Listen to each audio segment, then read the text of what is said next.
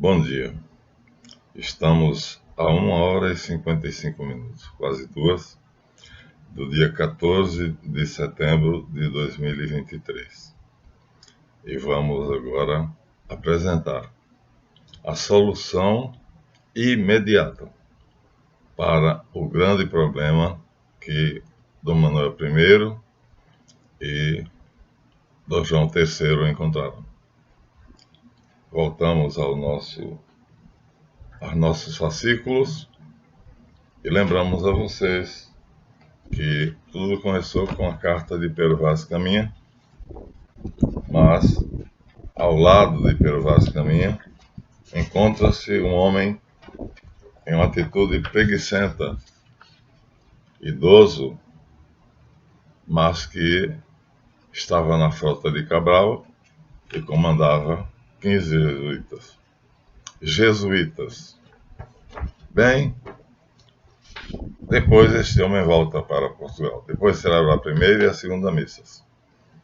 E é substituído por outro que vem. E esse outro se chama Padre Manuel da Nóbrega, que também traz com ele outra leva de jesuítas.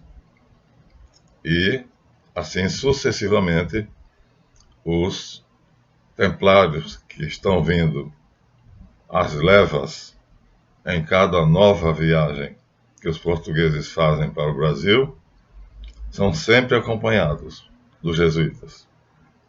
Assim, quando aparece o problema da colonização, vai aparecer simultaneamente a dificuldade da mão de obra.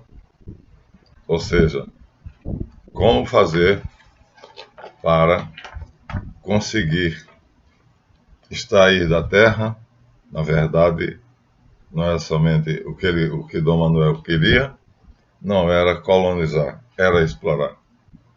E falta mão de obra. Só tem o indígena. E aí é que vai avultar. Uma figura que nós vamos explicar agora o mais rápido possível. Uma figura controvertida, mas que é fundamental para que nós possamos ver o que foi a história do Brasil. Devemos hoje o que somos ao braço negro, ao trabalho do braço negro.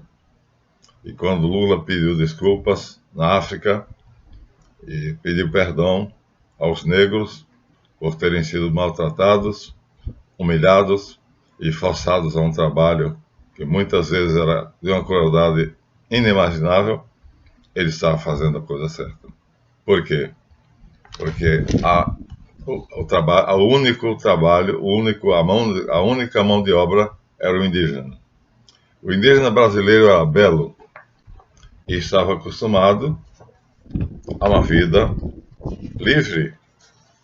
Essa vida livre ele não queria deixar para se submeter ao trabalho forçado ou então enganado que os portugueses o obrigariam.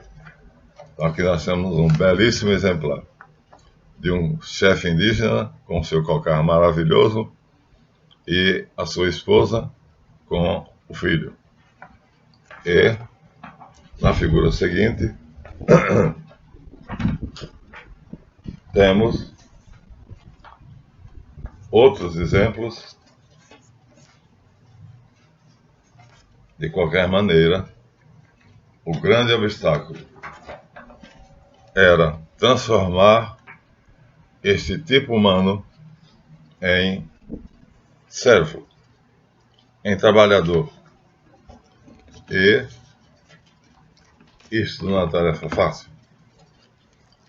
É aí que entra, olha que quadro lindíssimo, o indígena tentando matar uma ave, mas olha a posição, olha o tamanho do arco, olha a posição que ele fica com a flecha, a fim de atingir um dos pássaros quando a passarada passar por aí.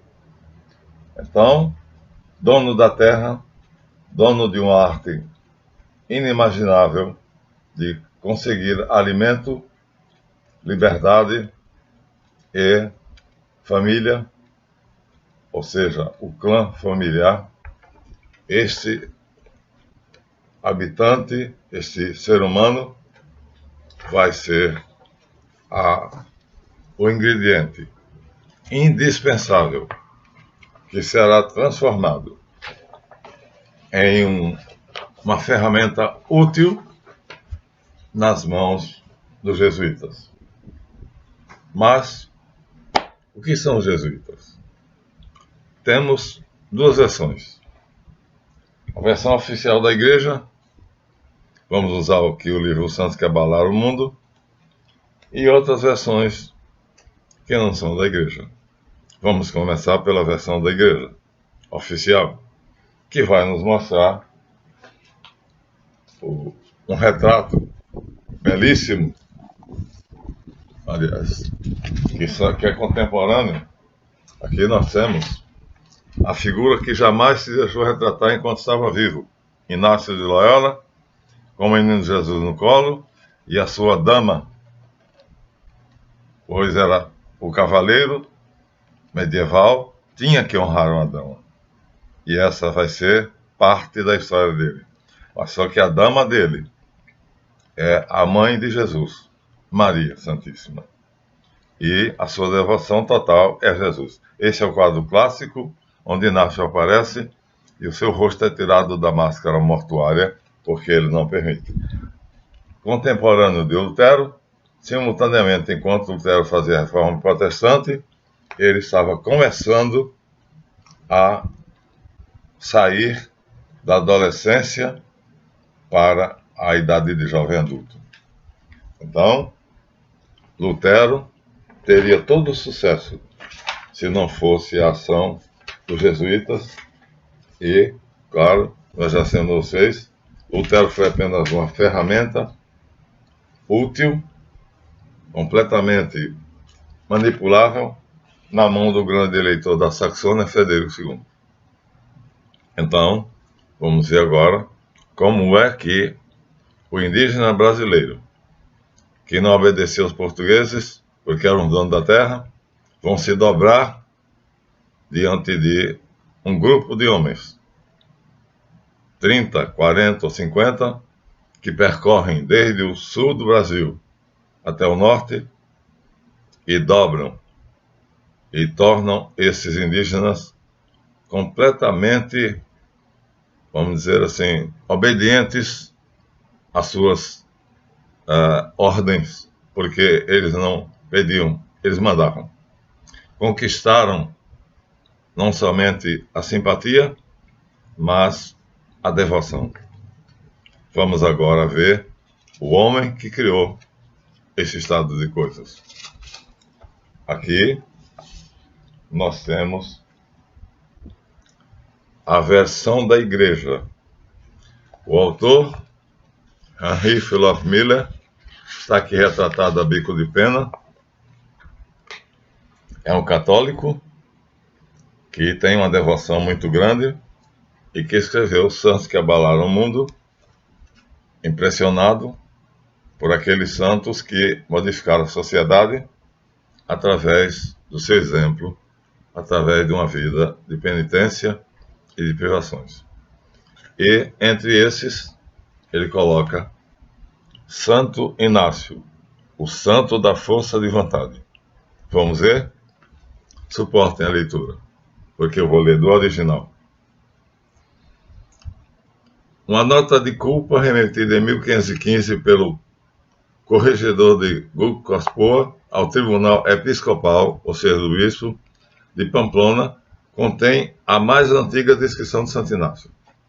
Ou seja, como era ele, que tipo era e o que ele fazia. Aqui está o texto. O delinquente Inígo Dionês de Loyola, diz a nota, é atrevido e provocador. Usa uma couraça e está armado de espada e pistola. Seus longos cabelos derramam-se sobre seu chapéu de veludo e a acusação que temos contra ele é de rixas e ataques velhacos contra mulheres indefesas, portanto, estuprador.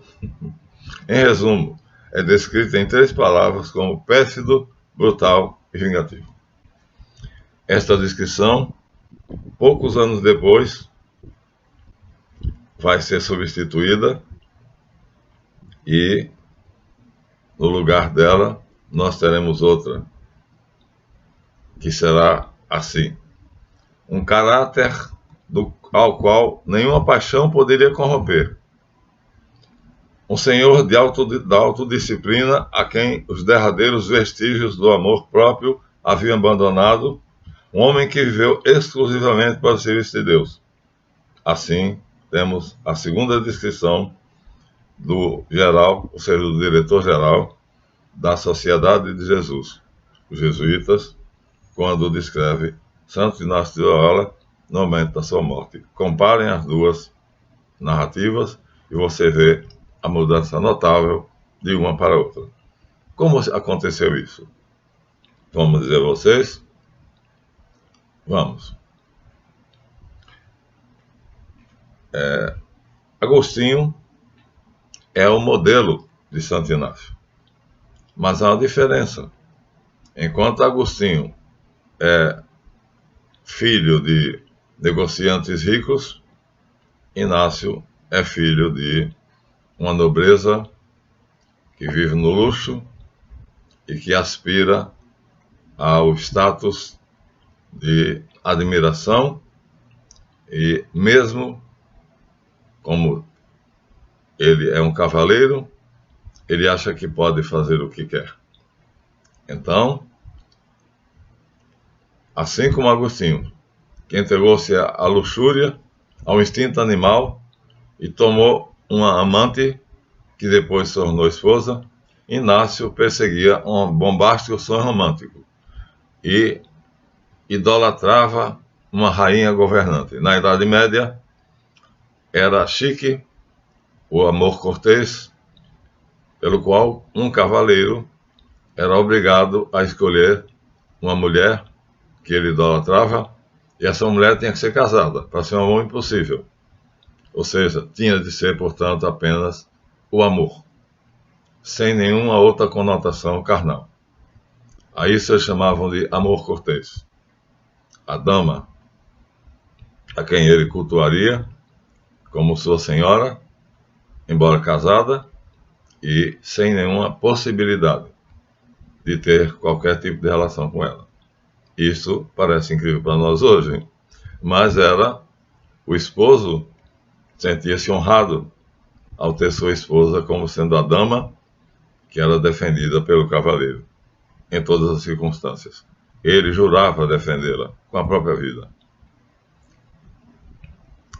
Lançando um olhar retrospectivo para seu passado, Inácio de Loyola, o santo geral que fundou a Sociedade de Jesus, confessava com tanta candura quanto o seu predecessor em santidade, Santo Agostinho, o bispo de Hipona: até os meus 26 anos estive completamente entregue às vaidades do mundo e sentia uma ânsia aguda e vã de sobressair, ter status, fama. Para ilustrar a depravação da sua mocidade, admitia cheio de remorso que, como jovem cavaleiro, não se tinha envergonhado de cometer um furto. Era rico. Então, é como os jovens de hoje que roubam um carro para fazer pega.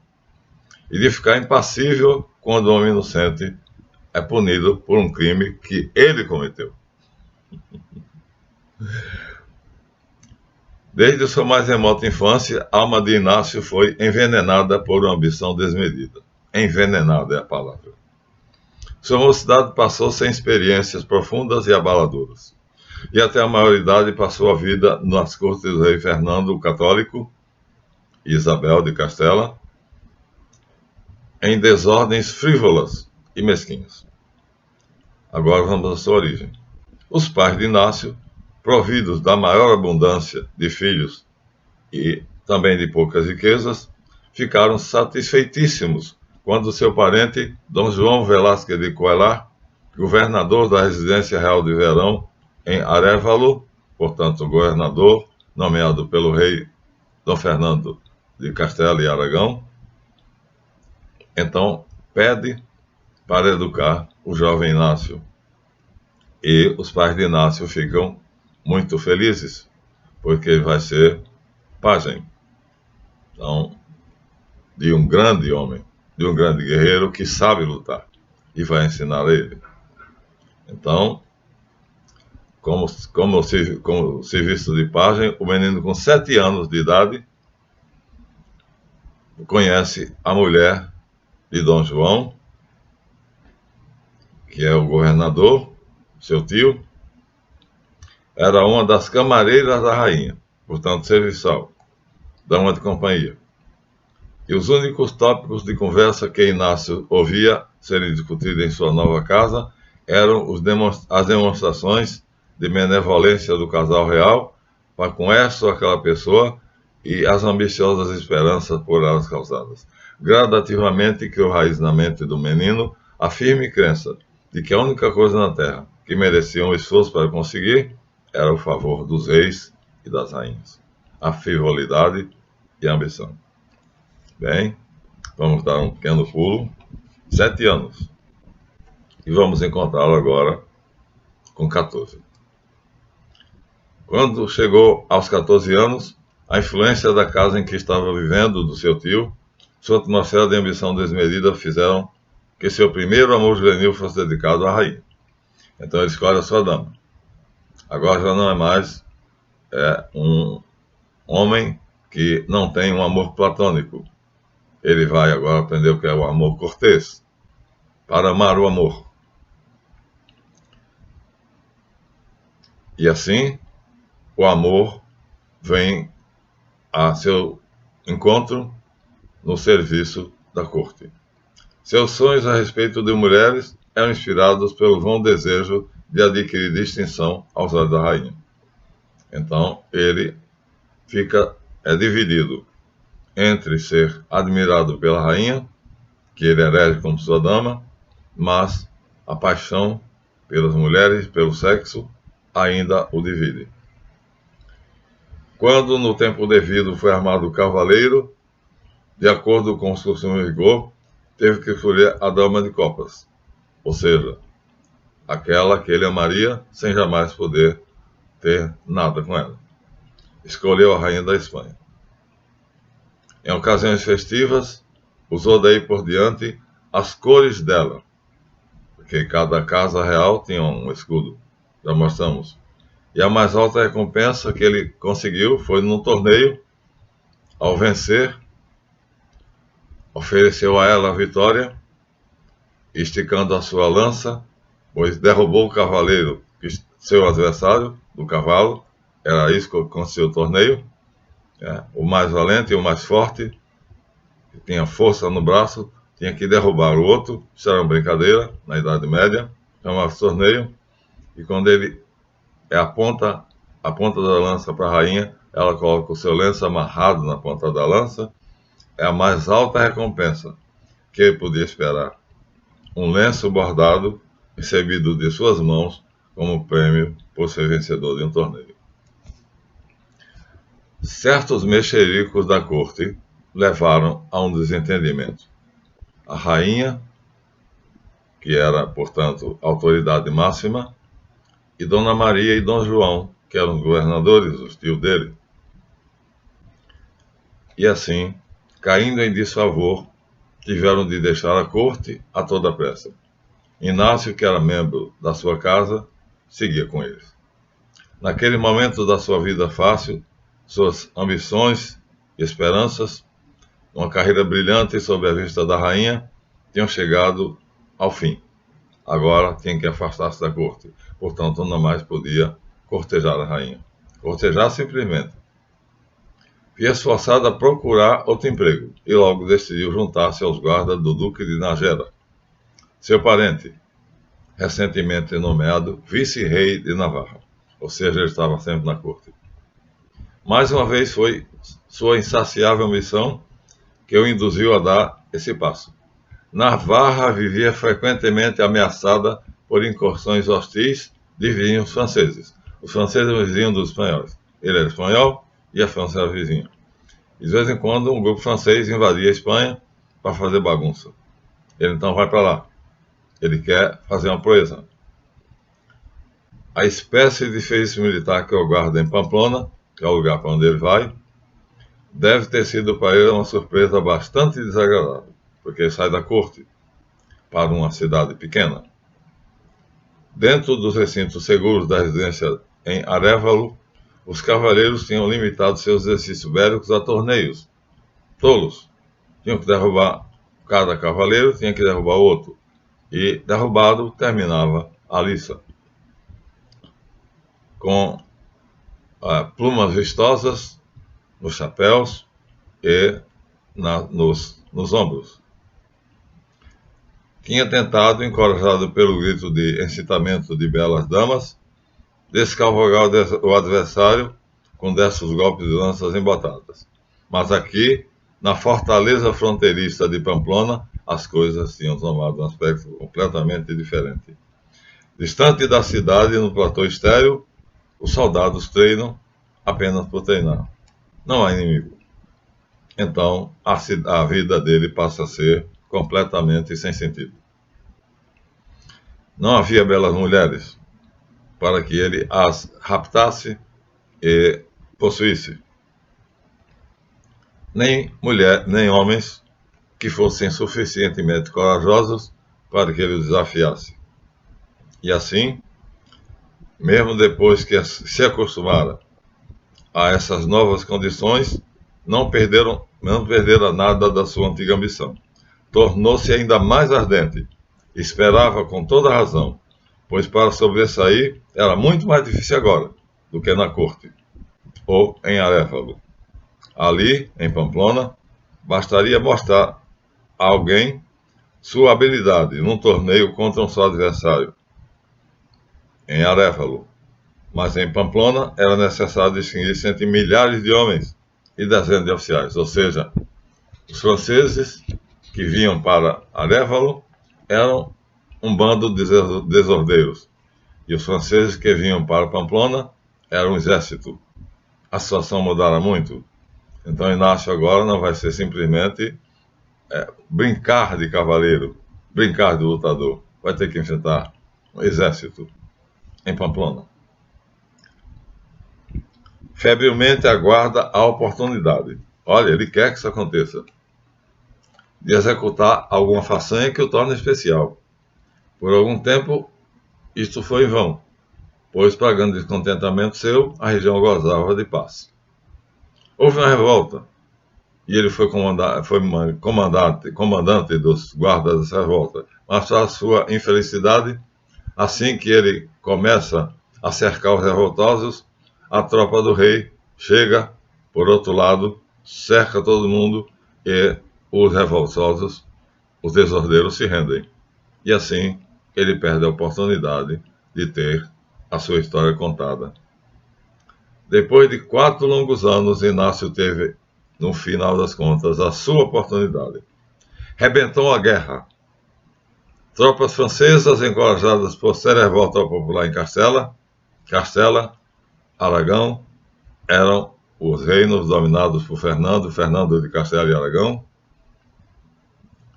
cruzaram a fronteira com a Espanha. Navarra tornou-se um dos teatros da guerra, embora secundário, no grande conflito entre o imperador Carlos V da Espanha e o rei Francisco I da França. Então, Inácio era servo de Carlos V, rei da Espanha. E agora, os soldados do rei Francisco I, exatamente aquele que Dom João III, tinha tentado conseguir que ele obrigasse os seus soldados a não invadir o Rio de Janeiro, é esse que vai invadir a Espanha. Portanto, ele está longe de fazer um acordo com os portugueses, porque ele está querendo mais.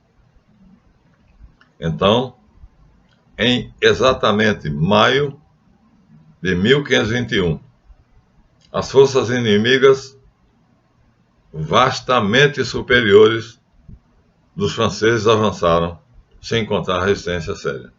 Mas o exército francês chegou finalmente às portas de Pamplona. O vice-rei já havia fugido, que era o governador da cidade. As autoridades locais estavam prontas a deixar o inimigo entrar e a pequena guarnição espanhola teve de retirar-se para a cidadela, ou seja, saíram da praça da cidade e foram para o forte, que tinha defesas. Mas era uma pequena guarnição, contra o exército. E essa guarnição não estava preparada para o ataque dos franceses resolutos. Não haviam terminado ainda nem mesmo aquele pequeno cômodo. E não havia canhões, ou havia poucos, munição nem comida. O comandante convocou uma reunião de oficiais às pressas. Todos concordaram que a resistência era inútil. Resolveram render-se e não enfrentar o combate. Nesse momento, ia-se iniciar a carreira heróica de Inácio. A princípio, ouviu em silêncio os argumentos dos seus camaradas, colegas oficiais. Depois, pôs-se bruscamente de pé e proferiu flamejante discurso. Ele, o mais jovem dentre os oficiais, apelou para a honra do fidalgo dos seus camaradas e disse que era dever deles aceitar morte certa e não depor as armas derrotadas. Durante um momento, o seu entusiasmo conquistou os outros oficiais. Bastou esse discurso. Esqueceram seus argumentos razoáveis e então todos aderiram a Inácio e decidiram resistir até a morte. Flamante de ardor bélico, Inácio correu para o ponto mais fortemente ameaçado. Ou seja, ele vai para o ponto mais forte, a entrada do forte, que é exatamente depois da praça da cidade. Os franceses entram na cidade e aí encontram o forte. E na porta do forte está com alguns cavaleiros, alguns soldados, Inácio. O inimigo concentra o ataque, mas brandindo sua espada, encorajando seus homens a se manterem firmes, Inácio não cede e não recua. Mas depois de curta luta, os franceses entraram na cidadela capturada. Então, os tempos de heroísmo cavaleiresco tinham passado. A flamejante coragem do indivíduo único que lutava em vão, quando isso vinha independente da superioridade numérica da bem organizada trabalho da artilharia anônima, agora é vencida. Inácio Loyola jazia a sangrar, com a perna despedaçada à direita, em Pamplona, onde foi encontrado e recolhido pelos soldados franceses. Uma bala de canhão tinha batido numa torre e a torre tinha desabado sobre a perna direita dele, quebrando-a, despedaçando-a. Assim, as suas aspirações de cavaleiro vão por água abaixo, porque, segundo os levíticos, que a maçonaria seguia, e ele era maçom, então, o homem, para ser admitido e mantido entre os maçons, tinha que ser macho e sem defeito. Já sabemos que a maçonaria é um ramo do judaísmo. Está sendo levítico. Então, Loyola foi depositado, depois de muito tempo, no seu castelo. E a sua perna tinha sido mal encanada às pressas e teria que ser novamente quebrada para ser restaurada. Imagina a dor, sem anestesia. Os ossos não se uniram direito e havia até um enorme coto que saía espontaneamente por um lado da perna direita. Os doutores disseram ao paciente que aquela horrenda coisa só soube ser removida por meio de uma dolorosa operação, mas Loyola concordou imediatamente que o osso deveria ser cerrado sem anestesia. Sob o instrumento do cirurgião, estendeu a perna e ela ficou, depois da cirurgia, mais curta. Aí, ele se submete a um esticador ortopédico, que vai puxar o pé para que o osso fique do mesmo tamanho que o da outra perna. Tolice.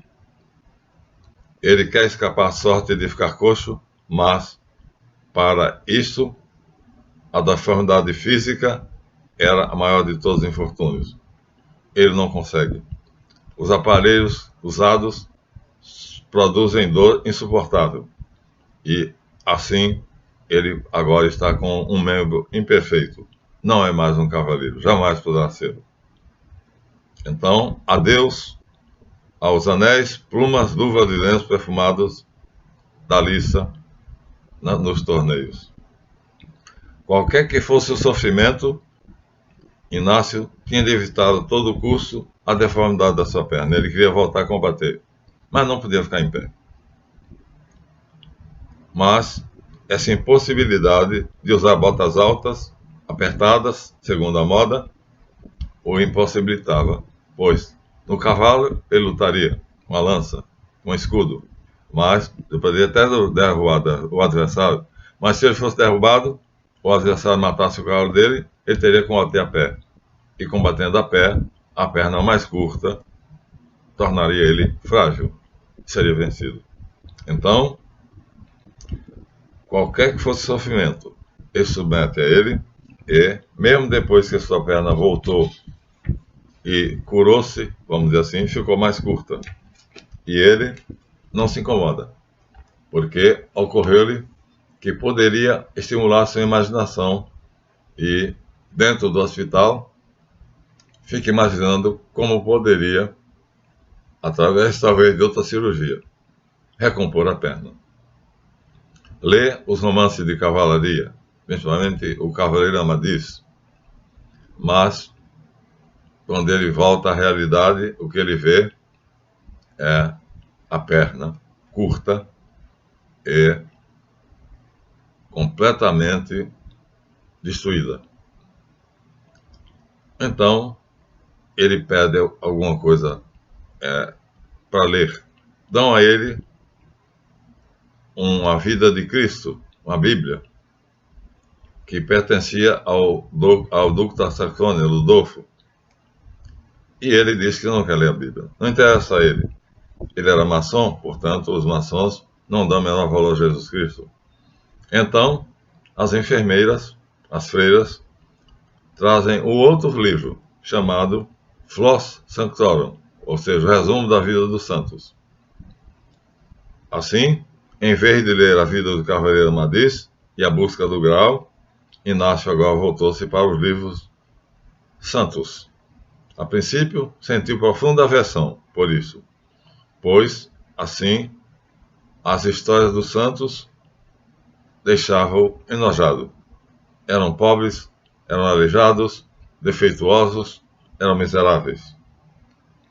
Mas leu as histórias de São Domingos, São Francisco, e depois de algum tempo começou a descobrir que, através daquelas histórias, ficou excitado pela aventura e lia-se com o mesmo devotado interesse com que outrora leram as viagens miraculosas do Cavaleiro Amadís em busca do grau, o Cavaleiro Soberanamente Belo. Não levou muito tempo e descobriu que muitos dos feitos dos santos poderiam rivalizar com as mais audaciosas aventuras dos heróis cavaleiros, ou seja, os santos católicos eram elevados a altares, nenhum cavaleiro era. Então aí estava. Ele queria a fama e agora não teria somente a fama de um cavaleiro. Ele iria ser levado aos altares da Igreja Católica. Pronto. Isso vai fazer com que ele, cada vez mais, faça tudo para se tornar um santo. E um anseio irresistível crescia no coração de Inácio. Sua ambição havia encontrado um novo objetivo. Queria entrar na esfera dos grandes santos e, juntamente com ele, vestido da armadura, do burel e da corda na cintura, ou seja, um cinto, uma veste de franciscano, em conquistar o reino de Cristo. Muito lhe custou adaptar-se a esses sentimentos e essa nova vida, mas, sob o estandarte de Cristo, orgulhosamente, uma noite, levantou-se de sua cama, ajoelhou-se em oração diante da imagem de Nossa Senhora, no canto do seu quarto, e fez voto de servi-la como a sua dama, e daí em diante, como soldado fiel a ela, sob a bandeira de Cristo. De modo que, decidido a renunciar à glória desse mundo, sua conversão e a resolução que ela implicava de começar a nova vida estava concebida inteiramente em termos de suas noções de cavalheirismo e de bravura. Recuperada a saúde, deixou o castelo, para entrar no mundo como guerreiro de Deus, mas pensava na solução exclusivamente como aventura cavalheiresca. O que ele queria, a fama, não era a piedade. E aí, decide deixar a família, o castelo. Como um cruzado, viu-se escoltado até o primeiro lugar, de parada pelos seus servidores, pois ele decide sair pelo mundo afora, já vestido de peregrino, e vai para a Igreja Nossa Senhora de Montserrat. Ouçam bem esse nome, vou escrever aqui, é importantíssimo. Montserrat será o nome desse Montserrat.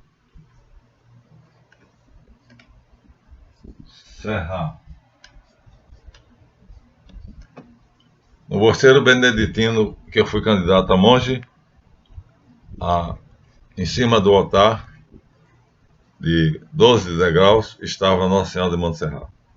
Então, Montserrat será a chave da nossa descrição da aventura de Inácio.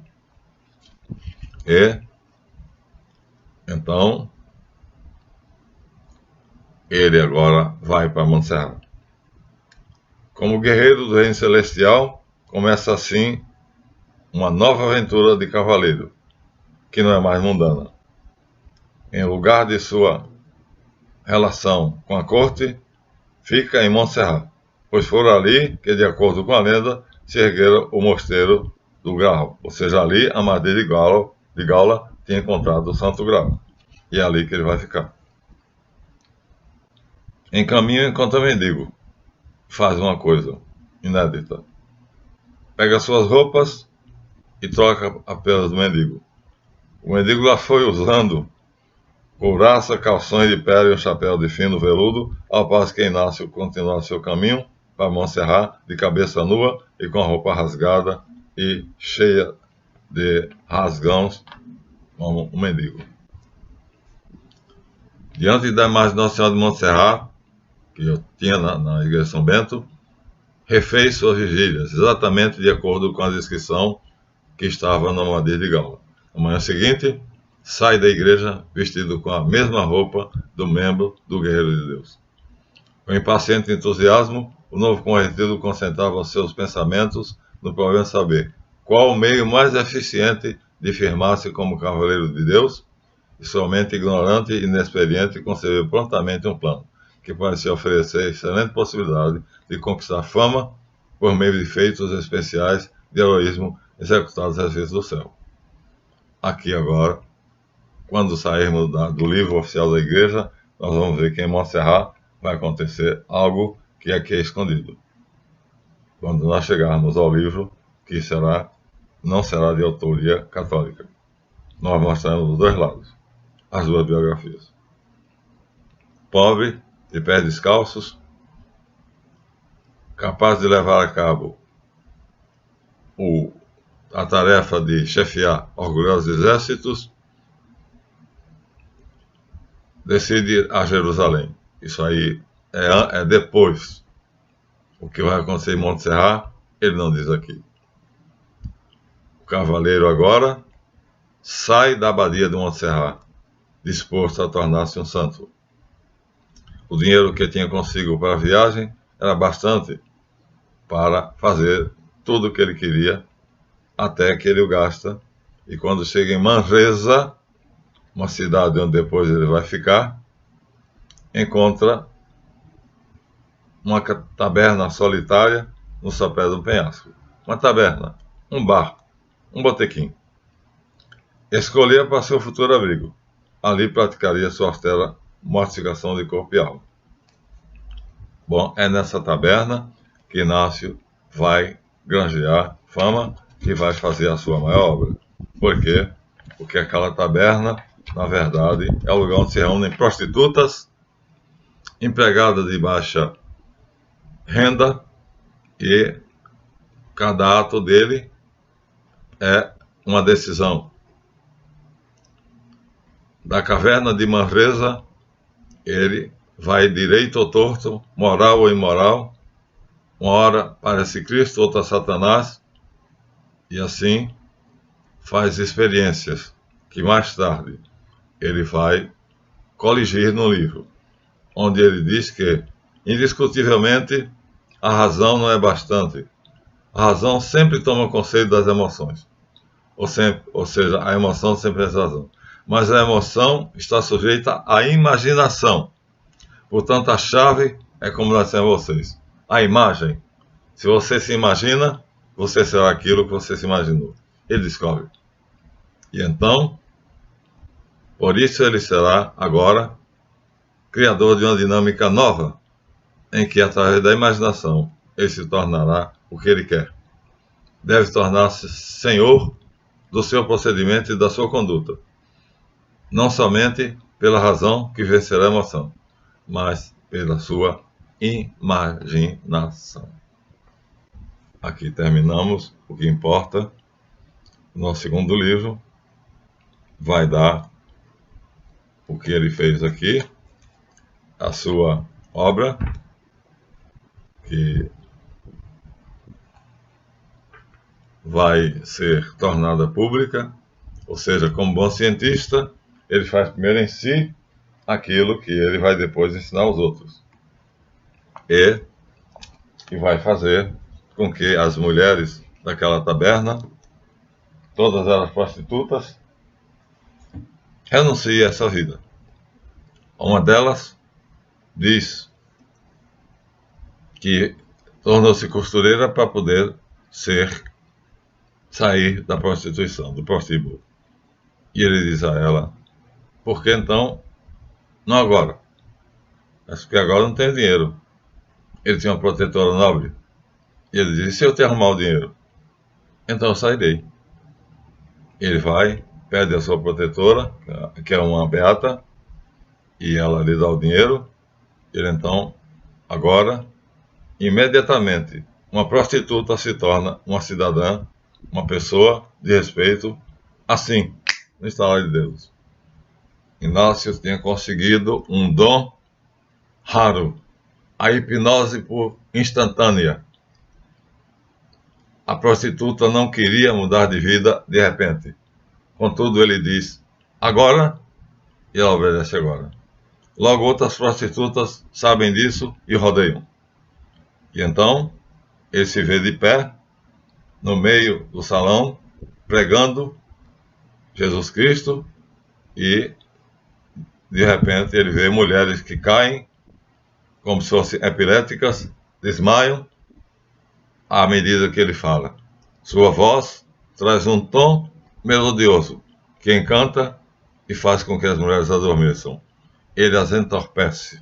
Descobriu a ciência mais rara, a hipnose instantânea. E ele vai usá-la. Mas, antes de usá-la, que ele vai colocar nos exercícios espirituais, mas vai esconder. Porque esse aqui está só o que ele pode dizer. Ele escreveu a Mônita Secreta, que só tem uma edição. Só o superior da ordem. É manuscrito, fica com ele, e nos exercícios ele faz coisas que vão tornar os jesuítas exatamente capazes de conseguir conquistar os indígenas, submetê-los e fazê-los obedientes, torná-los obedientes. Verdadeiros heróis. Você vê que nós tivemos aqui São José de Anchieta, que vai fazer façanhas indizíveis. Além de fazer um dicionário tupi-guarani e tentar lutar para que a língua falada no Brasil seja o tupi-guarani, os franceses invadem o Rio de Janeiro. A invasão francesa, as naus francesas chegam ao Rio de Janeiro. E aí, ele não pode fazer mais nada a não ser propor aos portugueses que consigam o auxílio dos indígenas. Mas os indígenas não confiam mais nos portugueses. Os portugueses tinham traído seus amigos indígenas. Começaram tratando bem, embora trocando ouro por quinquilharias, mas depois terminam forçando e escravizando. Lá depois, Padre Antônio Vieira vai escrever essa denúncia para o Papa de que os portugueses escravizavam o dono da terra. E o Papa manda uma um decreto dizendo, proibindo. E aí que vai haver a escravidão dos negros. Então, assim, nós terminamos essa biografia, deixando agora uma parte importante, porque ele vai fundar a Companhia de Jesus. Até aqui ele ainda não fundou. Até aqui ele é um pregador que descobre que tem dons de entrar na mente da pessoa e obrigá-la, pelo poder do seu querer, a fazer o que ele quer. As conversões são aos montes. Ele converte homens e mulheres. Todos cedem ao seu palavra. O que ele diz, quando ele fala de modo manso, mas vigoroso, é absolutamente obedecido. Todos se colocam a serviço dele. E aí começa agora os inimigos dele a dizerem que ele está usando uma ciência chamada bruxaria, que era usada pelos neotemplários. Guardem esse nome. Os neotemplários conheciam novos templários. Será que é verdade? Será que Inácio chegou aquilo ali, praticando e aperfeiçoando a ciência dos neotemplários? O fato é que ele é Deus, porque nenhum neotemplário tinha esse poder. Isso é um dom. E assim, agora, vamos passar para outro livro, no próximo vídeo, para ver já agora Inácio ser esse livro, a história, aquele que nós estamos lendo para vocês, de René Philip Miller, é apenas de um admirador de Inácio, mas esse não. Joseph Bernardi é historiador. E aqui nós vamos ver como é que Inácio funda a sua companhia, reconhecida pelo Papa e pela Igreja. Como é que ele se torna um outro Papa. E como é que ele vai fazer a obra de impedir que o humanismo, que substitui o teocentrismo, se torne dominante, vai lutar contra a renascença, o renascimento, impondo uma nova arte, da qual nós temos ainda hoje as belas imagens do Sagrado Coração de Jesus e do Imaculado Coração de Maria, feito pelos jesuítas. Então, há uma arte profana de nus que os neotemplários, que são os renascentistas, os heróis da Renascença, como Michelangelo, Buonarroti, como Leonardo da Vinci, Bramante e outros, Rafael de Sanzio, ele opõe uma arte que vai ser chamado Barroco, da qual, no Brasil, o Aleijadinho será o maior. Mas vamos ver isso no próximo vídeo. Aqui já estão perto de 50 minutos e só temos uma coisa. Ele vai submeter os seus discípulos aos seus exercícios espirituais, que ele fez consigo na caverna de Manresa. Agora, ele terá a fazer com outros. Vão ter que esperar até o próximo vídeo para saber como são esses exercícios e como é que a Igreja, o Papa e a sua corte viu aquele livro. Até lá, boa visualização.